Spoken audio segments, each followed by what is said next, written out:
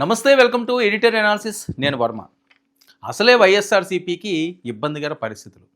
151 సీట్లతో ఉన్నవాళ్ళు ఊహించిన విధంగా 11కు పడిపోయారు. మరి ఇప్పుడు పరిస్థితి ఏంటి?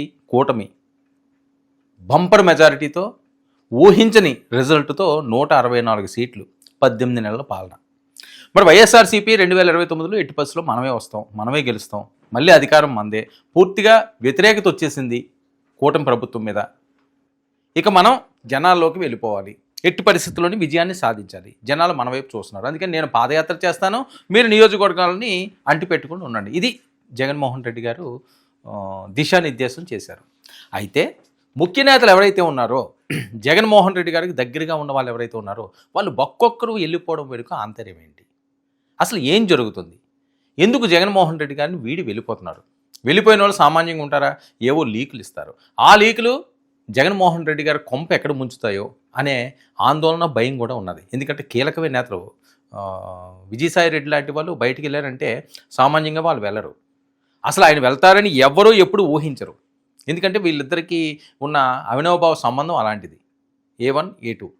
సో అలాంటి పరిస్థితుల్లో మరి విజయసాయి రెడ్డి గారు బయటికి వెళ్ళిపోయి ఇప్పుడు ఏం కొంప ముంచుతారో, ఏ బాంబు వేస్తారో అని ఒక రకంగా ఒక ఆందోళన. మరొక వైపు చాలామంది నాయకులు, బాలినేని శ్రీనివాస్ గారు లాంటి వాళ్ళు, వీళ్ళందరూ కూడా బయటికి వెళ్ళిపోయారు. సామినేని ఉదయభాను, రోషేలు ఇలాంటి వాళ్ళందరూ కూడా బయటికి వెళ్ళిపోయిన పరిస్థితి. అయితే ఇంకా ముఖ్య నేతలందరూ కూడా పార్టీని వీడి వెళ్ళిపోవడానికి చూస్తున్నారు అని. ఎందుకంటే పార్టీ బలోపేతం అవుతున్నదని నమ్మకం కోల్పోతున్నారా? జగన్మోహన్ రెడ్డి గారు నమ్మకాన్ని కలిగించలేకపోతున్నారా? ఎందుకు జగన్మోహన్ రెడ్డి గారు అంత పవర్ఫుల్గా ఉన్న వ్యక్తి, 151 సీట్లు సింగిల్ హ్యాండ్తో కొట్టిన వ్యక్తి ఈరోజు ఇలాంటి పరిస్థితులకు రావడానికి ప్రధాన కారణాలేంటి? మరి ఆయన చేసిన స్వయంకృత ప్రాధారాల, లేకపోతే వైఎస్ఆర్సీపీలో ఉన్న ముఖ్య నేతలందరూ కూడా వాళ్ళ నోటు దురద కోసం మాట్లాడినవన్నీ కూడా ఈయన కొంప ముంచినాయి. ఎన్నో ప్రశ్నలు, సమాధానాలు మాత్రం చాలా తక్కువగా వినిపిస్తుంటాయి ఆ పార్టీ నుంచి. ఇప్పుడు ఏం జరుగుతున్నదంటే, జగన్కు భారీ షాక్, మరో దిగ్గజ నేత గుడ్ బై. వైసీపీ భారీగా బలహీనపడిన పరిస్థితి. సార్వత్రిక ఎన్నికల్లో పార్టీకి భారీ ఓటమి. ఇక వైసీపీ ఎన్నికల తర్వాత పార్టీ షాక్లో ఉంది, ఇంకా పూర్తిగా కోలుకోలేని పరిస్థితి. ఇక వైసీపీ నేతల్లో జగన్పై నమ్మకం తగ్గిపోతుందన్న పరిస్థితి ఉంటుందా? ఎందుకు అందరూ వీడి వెళ్తున్నారు? ముఖ్య నేతలందరూ కూడా ఎప్పటి నుంచో వాళ్ళతో ట్రావెల్ చేసేవాళ్ళు, చాలా దగ్గరగా ఉండేవాళ్ళు వదిలి వెళ్ళడానికి కారణాలు ఏంటి? ఇక వైసీపీ నేతల్లో జగన్పై నమ్మకం తగ్గిపోతుందని వార్తల హల్చల్. వరుసగా పలువురు వైసీపీ నాయకులు పార్టీ వదిలి వెళ్ళిపోయారు. ఇక కోర్ లీడర్షిప్ కూడా బలహీనపడింది. ఎవ్వరూ యాక్టివ్గా లేని పరిస్థితి, అడపా తప్ప.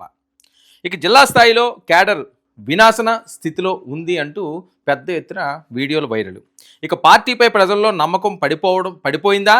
జగన్కు లేచే ఛాన్స్ కలపట్లేదా? అందుకనే ఆయన పాదయాత్ర ఎంచుకుంటున్నారా? ఇలాంటివన్నీ కూడా ప్రశ్నలు వస్తుంటాయి కదా, అందులో భాగంగా ఇవి వస్తున్నాయి. ఇక పార్టీ నిర్ణయాల్లో జగన్ ఒంటరిగా ముందుకు వెళ్ళడం ఎవరికీ నచ్చటం లేదని చెప్పి అదొక టాకు. ఇక వైసీపీ నేతలకు అవకాశాలు, గౌరవం తగ్గిందన్న అభిప్రాయం. పార్టీలో పాలనపై జగన్ నుంచి స్పందన లేకపోవడం మైనస్ అంటూ మరొక వాయిస్. ఇక నేతలతో కమ్యూనికేషన్ తగ్గిపోయింది. జగన్ అపాయింట్మెంట్ కష్టంగా ఉంది. ఆయన వైఎస్ఆర్సీపీ ప్రస్థానం దగ్గర నుంచి కూడా ఇందులో ఏది నిజమో ఏది అబద్ధం అన్నది ఆ లోపలికి వెళ్ళి తొంగి చూస్తేనే కానీ ఎవరికీ తెలియదు. కానీ జరిగిన ప్రచారం మాత్రం చాటంతా. జగన్మోహన్ రెడ్డి గారు ఎవరిని కలరు, ఎమ్మెల్యేలని, మినిస్టర్లని ఎవరు పట్టించుకోరు. ఆయన ఏది చెప్తే అదే శాసనం, ఆయన ఏం మాట్లాడితే అదే మాట. ఈ రకంగా జరిగిన ప్రచారాన్ని మనం పెద్ద ఎత్తున చూసాం. మరి అదే పరిస్థితి గెలిచినప్పుడు పరిస్థితి వేరండి. ఆయన మాట్లాడకపోయినా అధికారం ఉంటుంది కాబట్టి ఎవరి పనులు వాళ్ళు చేసుకుంటారు. ఇప్పుడు ఖాళీగా ఉన్నారు, రోడ్డు మీదకి వెళ్తే వచ్చేదేం ఉండదు, పోయేదే ఎక్కువ ఉంటుంది నియోజకవర్గాల్లో. మరి ఇలాంటి పరిస్థితుల్లో నేతలందరూ కూడా నియోజకవర్గాలకు వెళ్ళి అంటిపెట్టుకుంటే నియోజకవర్గాల్లో ఉండి పని చేయాలి అంటే లీడరు వాళ్ళకి దిశానిర్దేశం స్ట్రాంగ్గా ఇవ్వాల్సిన అవసరం ఉంది. నేను మీ వెనకాల నిలబడతానని భరోసా ఇవ్వాల్సిన అవసరం ఉంది. లేకపోతే ఇప్పుడు రెడ్ బుక్లు మళ్ళీ ఓపెన్ అయిపోయినాయి, రెడ్ బుక్ దాని పని తాను చేసుకెళ్ళిపోతున్నదని చెప్పి లోకేష్ గారు ఇచ్చిన వార్నింగ్కి ఆల్రెడీ కొంతమందికి కొద్దిగా ఇబ్బందికర పరిస్థితులు. అమ్మ ఏదో జరుగుతుందిరా బాబు, ఈ నెక్స్ట్ ఇయర్ కొంతమందిని ఎత్తేస్తారా అనే ప్రచారాలు కూడా జరుగుతున్న నేపథ్యం. మరి ఇలాంటి టైంలో జగన్మోహన్ రెడ్డి గారు కంటిన్యూగా టచ్లో ఉండి దాన్ని ఏ రకంగా బలోపేతం చేసి పార్టీని ముందుకు తీసుకెళ్లాలన్న దాని మీద ప్రధానంగా దృష్టి సారించాల్సిన అవసరం ఉంది. స్ట్రాంగ్గా అది జనాల్లో కూడా తీసుకెళ్లాల్సిన అవసరం ఉంది. నియోజకవర్గాల మీద మళ్ళీ వైఎస్ఆర్సీపీ నేతలు 2029కి వాళ్ళు మళ్ళీ ఎన్నికలకు సిద్ధం అయితే మళ్ళీ అక్కడి నుంచి పోటీ చేయాలనుకుంటే స్ట్రాంగ్గా ఉంచాల్సిన అవసరం ఉంది. ఇంత బంపర్ మెజారిటీతో ఉన్న కూటమి ప్రభుత్వం వైఎస్ఆర్సీపీని లేవనిస్తుందా? లేచి పరిగెత్తనిస్తుందా? ఇవి కూడా చాలా అనుమానాలు రేకెత్తిస్తున్నాయి. ఎందుకంటే అసలు ఫైట్ లేదు కదా, కొంతకన్నా ఫైట్ ఉండో లేకపోతే అసెంబ్లీకి వీళ్ళల్లో కొన్ని రైస్ చేసో ఇలాంటివన్నీ వస్తాయి. సరే, ప్రెస్ మీట్ పెట్టి మాట్లాడితే ఎంతవరకు దాన్ని పరిగణలోకి తీసుకుంటారో కాలమే నిర్ణయించాలి. ఆ రకంగా వర్కౌట్ అవుతుందా అవతాని. సరే, అసెంబ్లీకి వెళ్ళి మాత్రం ఖచ్చితంగా ఫైట్ చేస్తే అది ప్రజల్లో ఉంటుంది. ఆ రోజు ఖచ్చితంగా దాని మీద ఫోకస్ పెడతారు. ఏం జరిగింది, ఏం ప్రశ్న అడిగారు, ఏం మాట్లాడారు, ఏం చేశారు. గతంలో జరిగింది అదే కదా. చంద్రబాబు నాయుడు గారు అసెంబ్లీకి వెళ్ళకపోతే, ఆ రోజు ఆ భువనేశ్వరి గారి టాపిక్లు ఇవి అవి రాకపోతే, ఆయన బయటికి రాకపోతే కన్నీళ్ళు పెట్టుకుని అంత సింపతి కోల్పోయేవారేమో. అది ఎంత సింపతి అయింది, అది ప్రతి ఒక్క ఇంటిని తాకిందంటే అతిశయోక్తి కాదు. తెలుగుదేశం శ్రేణులు అందరూ చాలామంది బాధపడ్డారు. ఏంటిది, ఆడవాళ్ళని కూడా, తల్లిలాంటి వయసు ఉన్న వాళ్ళని కూడా ఇంక ఇందులోకి లాగుతున్నారా, ఇష్టం వచ్చినట్టుగా మాట్లాడతాను. సో ఇవన్నీ కూడా వైఎస్ఆర్సీపీకి శాపాలుగా మారిన ఎటువంటి అనుమానం లేదు. తర్వాత ఆయన అరెస్ట్ చేసిన నేపథ్యం, ఆ తర్వాత వీళ్ళందరూ కొడాలి నాని, వంశీ వీళ్ళందరూ కూడా మాట్లాడిన నేపథ్యం, వాళ్ళు అంటే ఇష్టం వచ్చినట్లుగా ఇంకా వికిలి మాట్లాడనియండి, లేకపోతే వెటకారపు మాట్లాడనియండి, వాట్ ఎవర్ ఇట్ ఏదైనా అనొచ్చు, ఎన్నైనా మాట్లాడవచ్చు. దానికోసం బూతుల మంత్రులనే పేరుగాంచిన చరిత్ర ఆంధ్రప్రదేశ్లో వైఎస్ఆర్సీపీ పార్టీ నాయకులకి ఉంటుందేమో. దీంతో అసలు మరి జగన్మోహన్ రెడ్డి గారు ఏ రకంగా ముందుకు సాగుతారు, ఎలాంటి విజయాలు అందించే అవకాశం ఉంటుంది, ఇవన్నీ కూడా చాలా పెద్ద ఎత్తున జరుగుతున్న చర్చ. అందులోని ముఖ్య నేతలందరూ కూడా వెళ్ళిపోవడంతో రేపు పార్టీ భవిష్యత్తు ఏంటి, ఏ రకంగా ఆయన ముందుకు తీసుకెళ్తారు, భవిష్యత్తు ఆలోచనలు అన్నవి ప్రతి ఒక్కరికి కూడా చాలా ఆశలు ఉంటాయి. కానీ ఆశలు నెరవేర్చుకోవడానికి ఎంతో కష్టపడాల్సిన అవసరం ఉంటుంది. మరి వైసీపీ భవిష్యత్తు ఏంటి అంటే ప్రస్తుతానికి ఒక క్వశ్చన్ మార్కే ఉన్న పరిస్థితి. ఏ రకంగా ఈయన నెగ్గురు కాగలరు, కేసులు అనే అంశం వస్తున్నాయి, ఈయన కోర్టులకు హాజరవ్వాల్సిన అంశం వస్తుంది, చాలామంది లీడర్లకు జైలుకి వెళ్ళే అవకాశం ఉంది. ఇలాంటివన్నీ కూడా జైలుకి వెళ్ళిన వాళ్ళు బయటకు వచ్చి అంత యాక్టివ్గా ఉండరో తెలియని దుస్థితి. ఇలాంటివన్నీ కూడా అంటే ఒక పద్మం వ్యూహంలో జగన్మోహన్ రెడ్డి గారు ఉన్నారా, ఆయన అర్జున్లా వీరోతంగా లోపలికి వెళ్తారా, లేకపోతే అభిమన్యుడు ఏమయ్యాడో తెలుసు, అర్జునుడు పరిస్థితి వేరు, ఆయన ఛేదించగలడు, ఇన్ను అవుట్ అన్నీ తెలుసు. కానీ అభిమన్యుడు ఇన్నేది ఆయనకి తెలుసు, అవుట్ తెలియలేదు. సో ఆ రకంగా ఈయన ఇప్పుడు ఆ చక్రబంధంలో ఉన్నారు, బయటకు వచ్చి మళ్ళీ సక్సెస్ఫుల్గా వెళ్తారు. ఇవన్నీ కూడా ప్రశ్నలు. ఇక అసంతృప్తి పెరిగి నాయకులు బయటికి వెళ్ళిపోతున్నారని పెద్ద ఎత్తున టాకు. అంతేకాకుండా ఇప్పటికే అనేక మంది కీలక నేతలు వైసీపీకి గుడ్ బై చెప్పేశారు. మేకపాటి రాజమోహన్ రెడ్డి కూడా వెళ్ళిపోతారన్న ప్రచారం పెద్ద ఎత్తున జరుగుతుంది. ఆయన పోవడం వైసీపీకి మరింత నష్టం అవుతుంది. వైఎస్ సన్నిహితుడైన మేకపాటి కుటుంబం వైసీపీకి అండగా ఉన్న కీలక కుటుంబం. ఇలాంటి దిగ్గజ నేతలు పోతే పార్టీ ఇమేజ్ దెబ్బతినే ఛాన్స్ చాలా ఎక్కువగా ఉంది. ఎన్నికల తర్వాత కూడా జగన్ పాఠాలు నేర్చుకోవాలన్న విమర్శలు వినిపిస్తున్నాయి. వైసీపీ భవిష్యత్తుపై కార్యకర్తల్లో ఆందోళన. మేకపాటి లాంటి వాళ్ళు పార్టీని వదిలి వెళ్ళిపోతే పరిస్థితి ఏంటి? చాలా జిల్లాలు పోయిన గతంలో మనం చూసాం, కోటమిరెడ్డి వీళ్ళందరూ కూడా వాళ్ళ పరిస్థితి ఏంటండి? ఇప్పుడు నెల్లూరు ఆ ప్రాంతంలోని అసలు వైఎస్ఆర్సీపీ పరిస్థితి చాలా దారుణంగా తయారైపోయిన సిచ్యువేషను. రాయలసీమ ప్రాంతంలో జగన్మోహన్ రెడ్డి గారికి ఎంతో పవర్ ఉంటుంది, రాయలసీమ ఎప్పుడూ ఆయన కాపాడుతుంది. అలాంటి రాయలసీమలో పరిస్థితి ఏంటి ఈరోజు? పులివెందల, ఒంటిమెట్ట కూడా ఈరోజు జడ్పీటీసీలు కోల్పోయారు. సరే, దానికి ఏదన్నా అనొచ్చు, బ్యాలెట్ బాక్సులు ఎత్తుకెళ్ళిపోయారు, లేకపోతే దొంగోట్లు వేస్తారు. సరే, ఏవి ఎత్తుకెళ్ళిపోతే ఏంటి? తిరుపతి ఎంపీ ఎన్నికలు ఏం జరిగినాయి?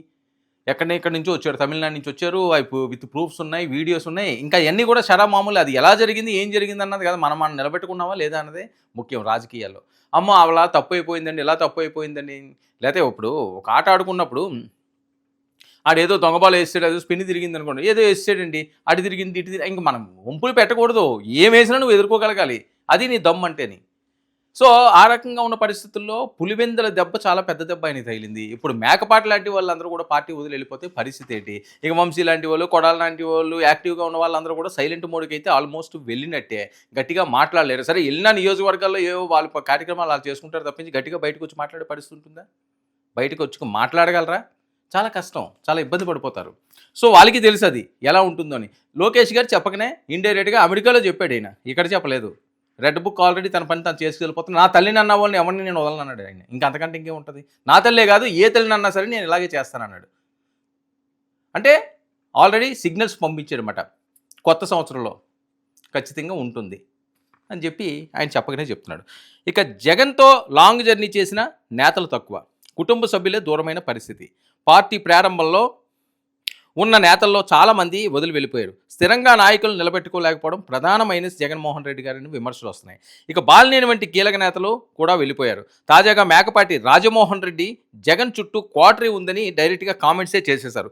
రాజమోహన్ రెడ్డికి గొప్ప రాజకీయ చరిత్ర, వైసీపీతో దీర్ఘ అనుబంధం, మేకపాటి కామెంట్స్ చూస్తే తీవ్ర అసంతృప్తిలో ఉన్నారని టాక్. రాజమోహన్ రెడ్డి పార్టీ నుంచి బయటకు రావాలని నిర్ణయం తీసుకున్నట్లు సమాచారం. అదే జరిగితే వైసీపీకి మరింత డ్యామేజ్. మొదటి నుంచి కూడా రాజశేఖర్ రెడ్డి గారితో ఉన్న వాళ్ళు అవనియండి, జగన్మోహన్ రెడ్డి గారితో ట్రావెల్ చేసే వాళ్ళు ఎవరయ్యండి, ఒక్కొక్కరు వెళ్ళిపోతుంటే ఇంక ఏ రకంగా పార్టీలు నడుస్తాయండి? ఇదేం ఇండివిజువల్ గేమ్ ఏం కాదు కదా ఒకరితో ఆడుకోవడానికి. బ్యాడ్మింటన్ అనుకోండి, ఓకే మీరు ఎలాగైనా సింగిల్స్ ఆడుకోవచ్చు, మీ ఓపిక ఉన్నంత వరకు, మీకు శక్తి ఉన్నంత వరకు ఫైట్ చేయొచ్చు. కానీ ఆ రకంగా కాదు కదా. క్రికెట్ ఒకడు ఆడగలరా? ఒకడు ఆడే పరిస్థితి ఉండదు. కబడ్డీ ఒకడు ఆడగలరా? ఆడే పరిస్థితి ఉండదు. వాలీబాల్ ఒకరు ఆడతారా? ఆడే పరిస్థితి ఉండదు. అదొక టీం వర్క్. రాజకీయాలు కూడా టీం వర్కే. సింగిల్గా నీ నియోజకవర్గాల్లో నువ్వు గెలడానికి పనికొస్తుందేమో తప్పించి టీం వర్క్ లేకుండా ఎవరు ఏం చేసే పరిస్థితి ఉండదు. అందరూ పవర్ఫుల్గా ఉండాలి. అది ఉంది కాబట్టి 2019లో జగన్మోహన్ రెడ్డి గారు తిరుగులేని మెజారిటీతో 151 సీట్లు కైవసం చేసుకున్నారు. కట్ చేసేసరికల్లా ఆ వ్యతిరేకత పూర్తిగా వచ్చింది. అదేమైంది?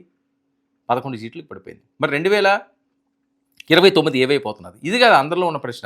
ఏమవుతుందో ఎవరికి అర్థం కాని సిచ్యువేషను. ఏదైనప్పటికీ కూడా జగన్మోహన్ రెడ్డి గారిని దగ్గరున్న వాళ్ళే, కుటుంబ సభ్యులే ఒక్కరొక్కరు వెదిలిపోవడం, వాళ్ళు బయటికి వెళ్ళిపోవడం, ఆయన మీద విమర్శలు గుప్పించడం దేన్ని సూచిస్తున్నది? అసలు వైఎస్ఆర్సీపీ పార్టీ భవితవ్యం ఏంటి? జగన్మోహన్ రెడ్డి గారి పొలిటికల్ ఫ్యూచర్ ఏంటి? ఇది ఆంధ్రప్రదేశ్ రాష్ట్ర వ్యాప్తంగా కాకుండా తెలుగు రాష్ట్రాల్లో ఉండండి, ఇతర రాష్ట్రాల్లో ఉండండి, వైఎస్ఆర్సీపీ ఆంధ్రప్రదేశ్ దాని సిచ్యువేషన్ ఏంటి? ఏం చేయబోతున్నాడు జగన్మోహన్ రెడ్డి? ఇక్కడి నుంచి మళ్ళీ పడిపోయిన ఆయన పైకి లేస్తాడా? పరిగెడతాడా? వీళ్ళు పరిగెట్టనిస్తారా? కూటమి ఇంత స్ట్రాంగ్గా ఉన్న నేపథ్యంలోని ఒక్కొక్కరు విడిచి వెళ్ళిపోతే జగన్మోహన్ రెడ్డి గారు ఏ రకంగా పార్టీని నిలబెట్టి ముందుకు తీసుకెళ్తారన్నదే అందరిలో మెదులుతున్న ప్రశ్న.